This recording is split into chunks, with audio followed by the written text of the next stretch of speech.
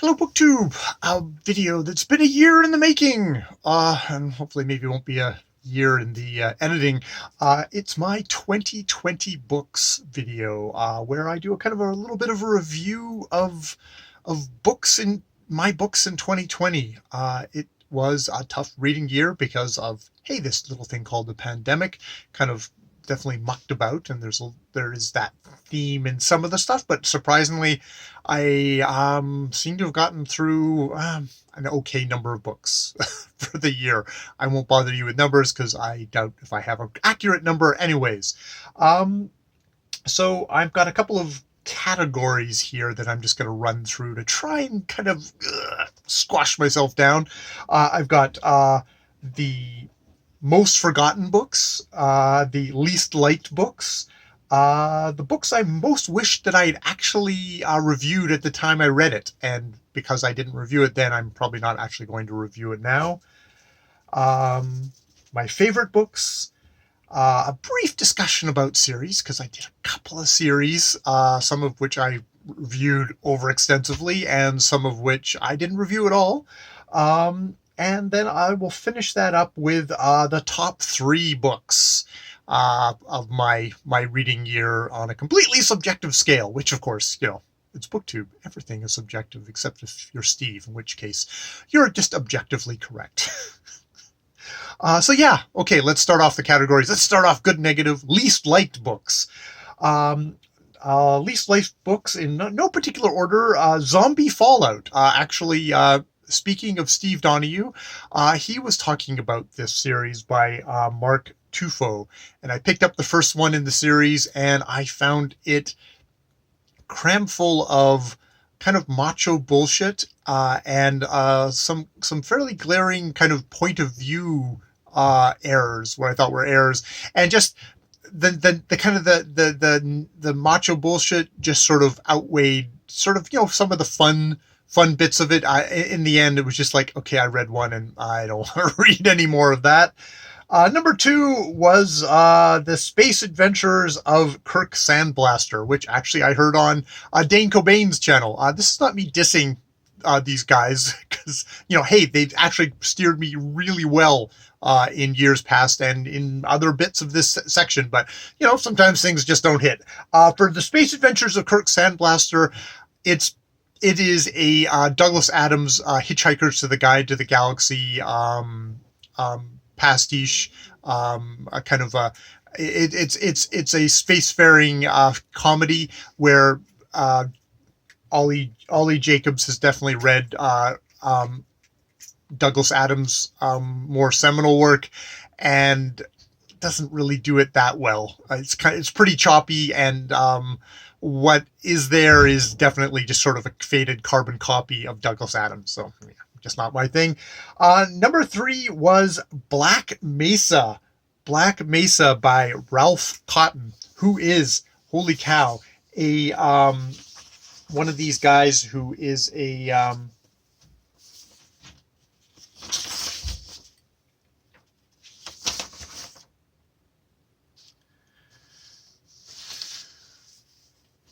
okay. And the third and final one that'll inflict my negativity on this world is Black Mesa, number 14 in the Ranger series by Ralph Cotton. It is a Western, definitely Western true and true, where Arizona Ranger Sam Burke goes on what kind of amounts to an hour of television adventure. That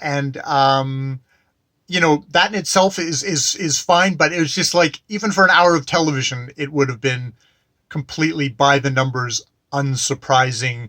Like it had just had one of those plots where it did not veer off of what you expected to happened, and I just found that so boring. I think I picked this up in the library audiobook stuff, and it was just like, it was very competently done. Unlike Jacobs and Tufo, this is a pro. This is a guy who has been writing for a long time, knows what he wants to do. Maybe it's also I'm just not a part. in science fiction, it's like, oh, it could be a tried and true plot, and I'll enjoy it because I love science fiction. For westerns, I probably was. I'm not. I don't have that built-in affection for it. Therefore, I found it really boring and really disappointing. So yeah, that is my least liked books of 2020. I don't think I had any hated books. I just least liked. Most forgotten books. This is the category when I look back and go, oh, I can't remember anything about that. So I'll be pretty light on my summaries here. This isn't to say they're bad books. They're just they weren't memorable books to me.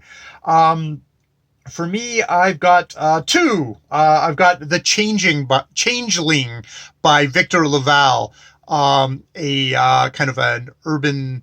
It's urban fantasy in the sense it's kind of our real world, or maybe it's because we go a little bit more literary. It's magic realism, but we'll just call it urban fantasy, which kind of has a mixture of kind of examination of kind of racial politics, also with men's rights. I don't know if I actually found that it actually, and mixing it with the kind of the idea of the changeling, the child switched at birth, the uncanny child. I don't think I found it that it particularly gelled. And I guess maybe one of the signs I don't feel like it particularly gelled is I can't remember it at all. And One Native Life, which is a nonfiction kind of autobiographical work by Richard Wagamese, a Native Canadian writer. These are all kind of like short little pieces put together. I think I heard about it from Sean the Book Maniac. Got a theme here of dissing books that booktubers have said, wow, I love this book. I found after a while, because they're such short pieces, I found that he actually kind of reminded me of, if you're a certain age, of Andy Rooney, who was a commentator, I think, on 60 Minutes. And he would do these little video essays. And at the end, he'd have like a pithy one-liner of like, that would sum everything up in a little moral. And well, I don't know if it's quite as pat. I did start to find that formula kind of shining through, because you had so many of these multiple little essays all the way through. There was some stuff that was like really interesting about Richard Wagamese's life. Someone who definitely kind of, as a Native person in Canada, started off really hard and actually kind of, was able to kind of overcome this and become a successful author, become, someone who's like, highly respected. But I just found that there was a certain kind of a tone, and there's a certain kind of a dad tone of like, you kids today, this is what you should do, kind of like that sort of thing. It did not.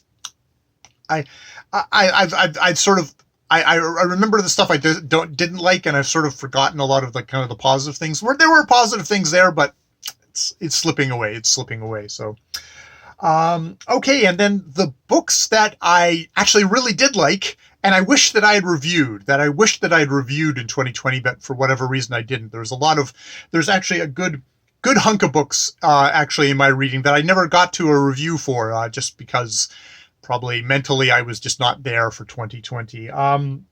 The ones that come up are La Rose by Louise Erdrich, Native American author.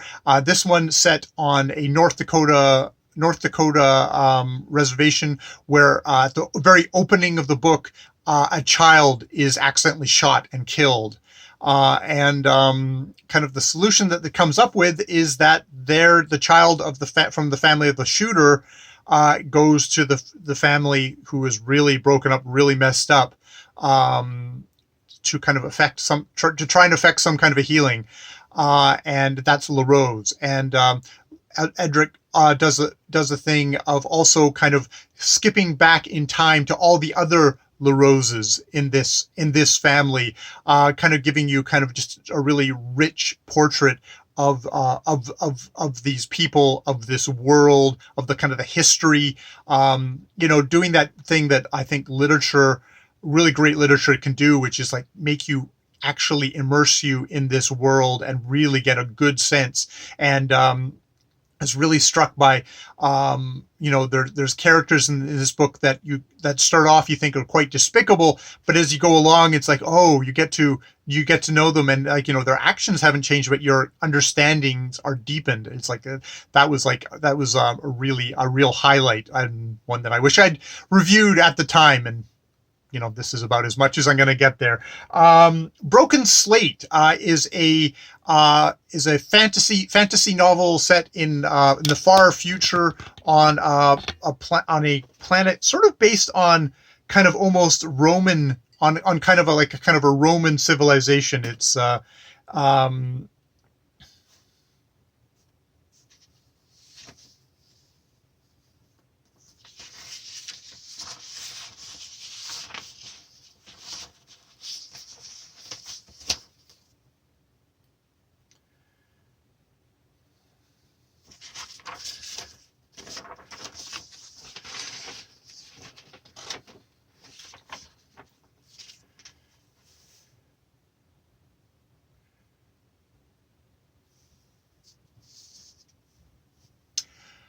another one that I wish I had reviewed this year is Broken Slate by Kelly Jennings. I actually this is a reread for me, which makes it doubly frustrating that I did not actually get to review it. It's 2010, very indie a novel, where it's set in the very far future on this planet called Planet Julian, which is very much set up on a kind of a Roman system, where we follow Martin Eduardo, who at the age of 14 was enslaved by the this culture. His family was flying around, so is enslaved, and this is a very hard-hitting, brutal book on the nature of slavery. Martin ends up in relationships with various lords, males, in this thing, and has these really kind of twisted, terrible dysfunctional power dynamics with these lords, and it's a really good it's a really good portrait of a society that is twisted by this contract system, this slavery system, and how it is brutalized and twisted both the enslaved and the slavers of this society. It's less of a kind of a plot as it is kind of a character study that way. Jennings has come out with another book, which I probably didn't write down, but I'll put right here, which is actually, it takes place further in the future, different characters yet again. And I was sort of waiting for that book to come out, and it actually has come out. So now that I've reread Broken Slate, I'm looking forward to reading the next book in this series. Even though it is one of these series that it is so hard, brutal to read, that afterwards you feel kind of that shaken, that kind of sullied by it.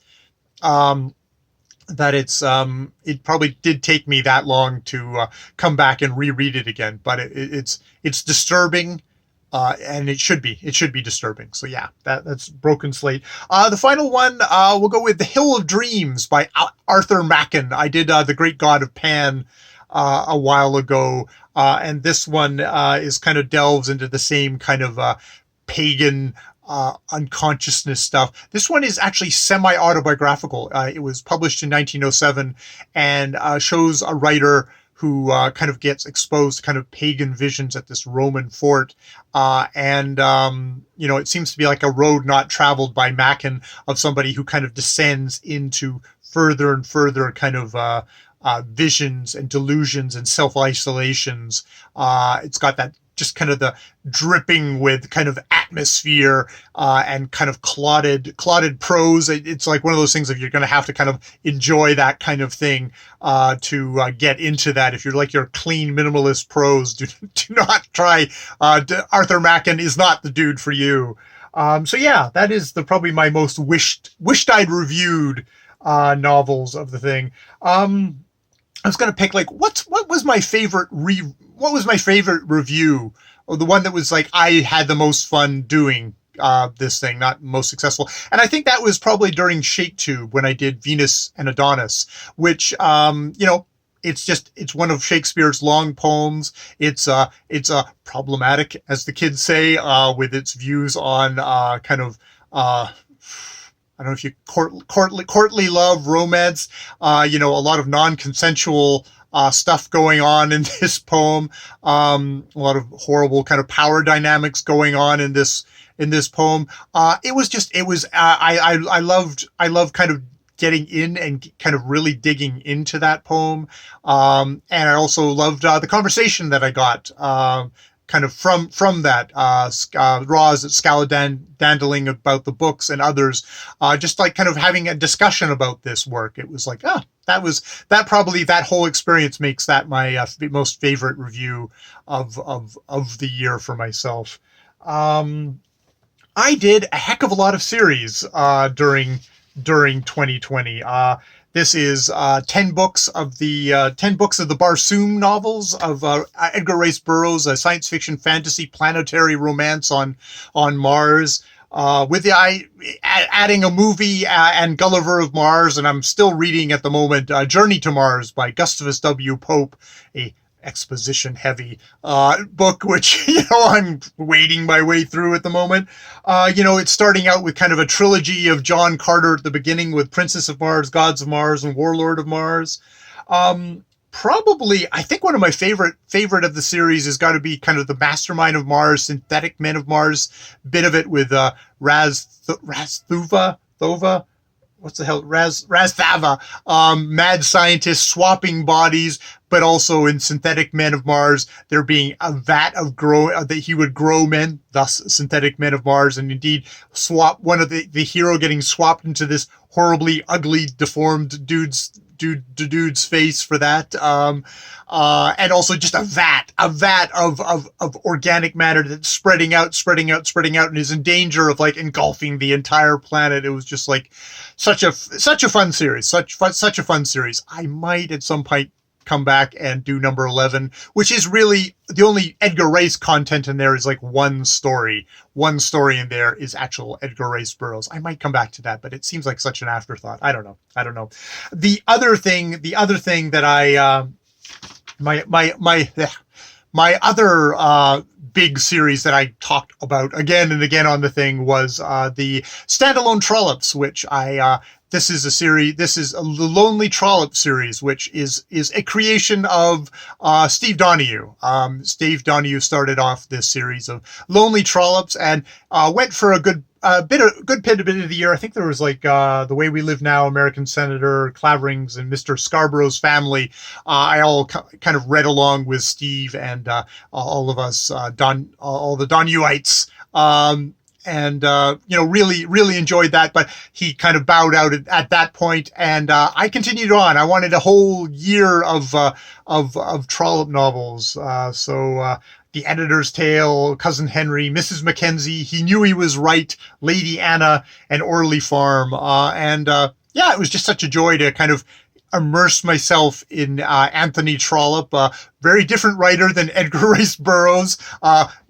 Big chunker novels, stately in a way, always kind of humanistic, always never looking for the cheap action plot stuff or anything like that, or even just the kind of cheap, I feel like, Douglas Adams makes a joke about, someone might be worried that the spacecraft hurtling, getting attacked by missiles is going to hurt someone. I'll let you know right now that, what's going to happen, that no one's going to get hurt except for couple of minor things, so everyone won't be stressed. And Anthony Trollope sort of is in the same camp there, but deadly serious about that sort of stuff of like, I'm not going to string you along with kind of suspense and stuff like that. That's not my intention. Though he does, because you care about his Trollope character so much, you love them. Mr. Scarborough's family, I kind of grin at that now, thinking about Mr. Scarborough and his kind of fiendish little plots to stymie the laws of entailment of inheritance and poor creditors and stuff like that. Creditors, kind of painted in kind of semi-racist ways, but that's also what you get when you're reading a Victorian novelist of that century. So another fun. Those are my big series. Also in there, some some ones that I did not review. There's the Alona Andrews, which is a husband and wife team combined to be Alona Andrews. Her Hidden Legacy series, of which I read 4 of the novels of this kind of alternative world, urban fantasy world, where there's magic. Where there's magic in this thing from a super serum that was created in the 19th century, but it's all about the romance. And we have 3 sisters in this family. Nevada Baylor, who has in the first 3 books has got this romance with Connor Mad Rogan, and in the second bit of the series now we're getting Katrina with Alessandro, the sexy Italian prime. It's a fun magical world, but it's mostly about romance. In some ways, this series is sort of reminding me of it's the female version of Edgar Rice Burroughs of like, yes, there's adventure and stuff like that, but there's also the romance. Though actually Edgar Rice Burroughs is also it's always about rescuing the princess, though in a much more chaste manner, a manner that, is early 20th century versus kind of hot and sexy of the 21st century. Good Lord. So yeah, there was that. I read a couple of Jim Butcher books. I think I actually reviewed 1, Skin Games, and then the next 2 I didn't review. They were Peace Talks and Stormfront, which are basically one book put together. One's all set up and one's all battle. Also fun junk, urban fantasy with Harry Dresden, the sorcerer, a former kind of hard-boiled detective wizard. But he's grown and grown, and now we're getting world. The Titan is attacking, and there's all this sort of battles and stuff like that. I don't take the series, I think, as seriously as some, and I'm there for the fun. I'm there for Butters and his lightsaber and stuff like that. So yeah, fun series. I can see why I probably didn't review it, because I think it's numbers 16 and 17 in the series, and it's like, okay, fine. Ooh. Talking about series, that's something that I wish maybe I had reviewed. I also read Joe Abercrombie's The First Law trilogy, Before They Were Hanged, The Last Argument of Kings, and something else in there. Another one, all 3, 1, 2, 3, of the series. A really, really good, a really tight kind of fantasy series, mostly kind of sword and sorcery, but kind of treading on high fantasy. Very much kind of like a comment on stuff like Conan, hero or serial killer, because Logan is the Bloody Nine, definitely serial killer. And the magician in this book is the wizard in this book is like, okay, if you were an immortal being, how would you actually view mortals? You would probably view him like this guy does, and you'd probably be as scary as this guy. None of this hands off, I'm only here to nudge things in directions of kind of Gandalf. But I think the thing that, there is all that commentary, but actually the thing that makes it not just a derivative Tolkien knockoff is that this is, it's the combination of, we've got kind of Conan in here, we've got Lord of the Rings in here, we've got the grim dark, I guess, George R. R. Martin and other folks like him who are very much kind of going for the earthy, gritty, kind of psychologically realistic, with kind of realpolitik happening in here. But it is such a tight series. It is only, okay, brace yourselves. It's a fantasy series. It's only 3 books, and it tells a complete story. I mean, I know Joe Abercrombie is maybe doing another series in this, but this First Law trilogy, it is 3 books, and it tells a story, and there are no gigantic long digressions. This is all killer, not just Logan Ninefingers, all killer and no filler. So if you're looking for kind of grim, dark, not actually with, okay, don't quote me on this, but I actually don't think there's actually that much violence towards women in it, because sometimes unfortunately, grim dark means, well, if we want to show that we're realistic, we're going to show women being sexually assaulted in these books. There's actually not not a tremendous amount of that. There is a tremendous amount of talk about torture.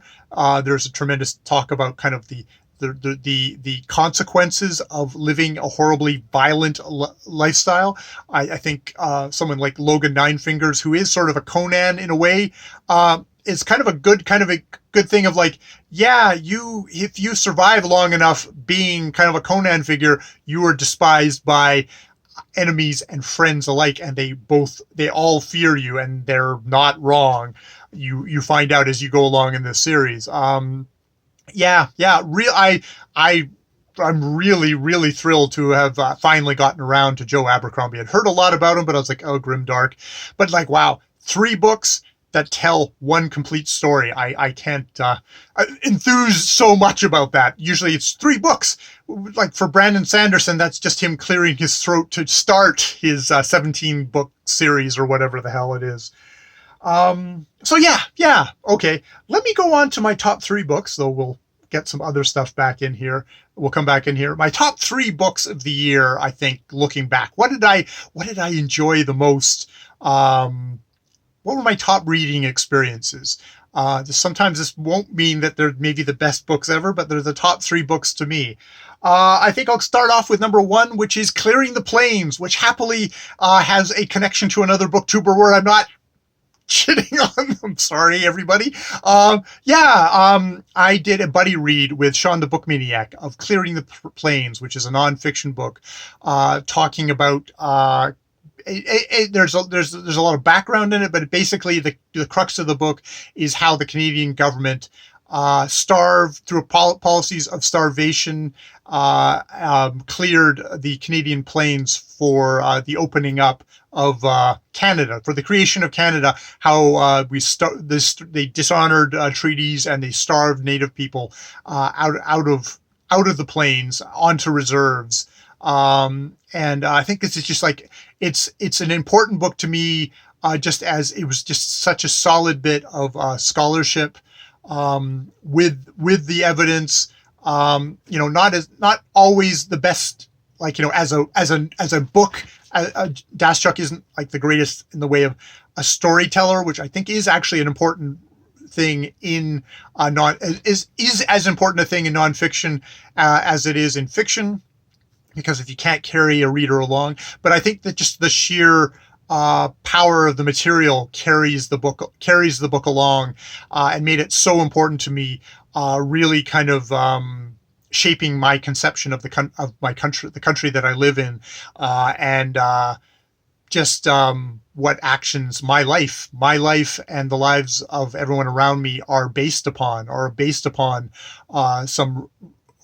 on reprehensible policies and actions by my government, my representatives. People say, "Oh, that was a generation ago. I'm not responsible for that." It's like bullshit. If you are a citizen of a country, you are responsible for what your government does, and you need to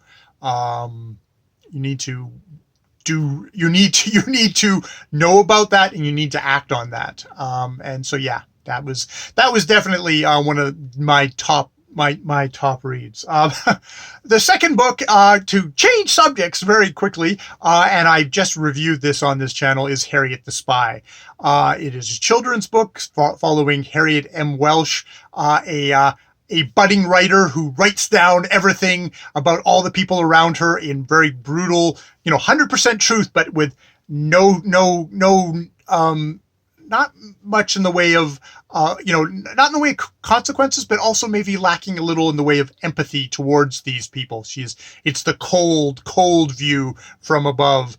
And that book gets discovered, and her friends are not happy with her. And, and it's at a time when her nanny, old Golly, has actually left her. So she doesn't have that support, and she's got to kind of work this stuff out on her own.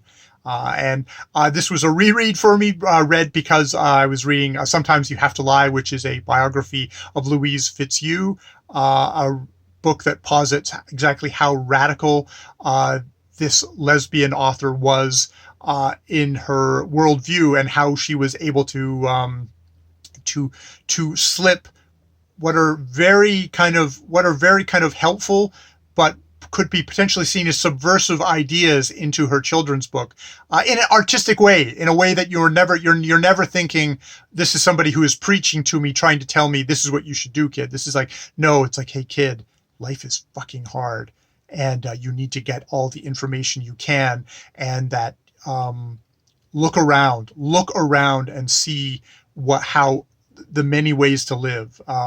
Really, I found it really important. It was a really important book for me when I was 11, which may influence that when I reread it, I found this book equally as important and powerful to me now. So that I have to put that down as one of my top books of the year. And number 3, oh my God, I can actually reach around and pick it up, is I'm going to pick one of the other series that I read this year, was the Hilary Mantel's Thomas Cromwell series. This was a series where I'd read Wolf Hall a couple of years ago and hadn't really got it, and I was kind of uncertain about whether Mantel was playing fast and loose with history. So I also read Diarmaid MacCulloch's biography of Thomas Cromwell as sort of along with it, to sort of check on the history, make sure that Mantel wasn't changing things to suit her agenda. And it's like, wow, no, she was not. Now, that said, one of the things about coming back to Wolf Hall this time and coming back to the rest of the series is, like, I realized, but we are deeply, deeply immersed in Thomas Cromwell's point of view reading these novels. And I think that's something that I had a better sense of, and a better thought about as I went along, and actually made it a deeper and richer experience to me. And it kind of set aside those, he's really being portrayed positively. It was like, yes, of course he's being portrayed positively, because he's the hero of his own story. Or if not the hero of his own story, he's got all this internal stuff that he understands that color his actions. So for me, though I really love Wolf Hall, I would have to say it's the second novel in the series, Bring Up the Bodies, that I thought, whereas Mantel really hit it for me, really going into, it's not a story, because like a lot of the stuff about Tudor stuff doesn't interest me, because it's kings and queens, and it's just not, I'm not a king, I'm not a queen. No, Sean might be a queen, but I'm not. No, he's an empress. Sorry, he's the Empress of Bales. But Thomas Cromwell is a guy from nowhere, nothing, who has clawed his way up by any means necessary, and I think while Wolf Hall kind of sets up, this is from Thomas Cromwell's point of view, I felt like Bring Up the Bodies, where it's like, oh, this is the book where you start to realize, yes, this is Thomas Cromwell's point of view, but you start seeing more and more cracks of how terrible of a person who's done so many terrible things is behind that mask of Thomas Cromwell, that facade, that thing of the family man who will bring people home to torture. Yeah. And there is, I had troubles with the third book, The Mirror and the Light. There is a readathon. There's a read along of Cromwell 2021. Kelly, I saw on Kelly.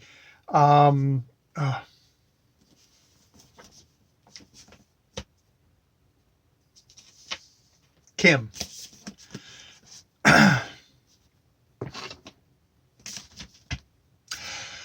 There is a readathon going on this year for the Cromwell series, where they're actually also going to be reading Diarmaid MacCulloch's biography, which I totally definitely go for. It's very thorough, but it's also, if you're into that kind of thoroughness, you might enjoy it, and you might just have to plow through it a little quicker. But yeah, they're doing a readathon of this, and they're taking a whole year. So who knows? Maybe by the end of the year, I'll actually want to reread this in 2021. quote me on that, but this is a book that I got bogged down in just as the pandemic was happening. It was erupting at the first in March. And so I read it at a very slow pace. I felt like there were parts of it that didn't feel as digested, or I just felt like, oh God, we're doing this again. And I lost either I lost the energy, or the book felt overstuffed for me and interfered with me. Because I had so much trouble with Wolf Hall the first time, I am very tempted to join this readathon. It's hashtag Cromwell, and I saw it over at Kim at Middle of the Book March. So maybe, hey Jason, want to do a reread? You probably already have the book, so you don't have to buy it. That is Jason at Old Blues Chapter and Verse, who was the great host of Cromwellathon in 2020. So yeah. So yeah, Bring Up the Bodies. Bring Up the Bodies. The rare book that I actually have a physical copy of that I can hold up was my last of my top 3 books of 2020. So that is going to be a hell of a lot of minutes on 2020. I will leave it there. I hope you guys had, as far as books go, a good 2020. What were your favorite books of the year? What were the books that, not even if it's the best book, it's like, what book? Just the book that had you. What's that book? And other than that, my plan in 2021 is to read books. That's my big plan. So I even guys slipped in my plan video, my goal video for 2021 at the same time. That and probably try and review more. All right, more videos later.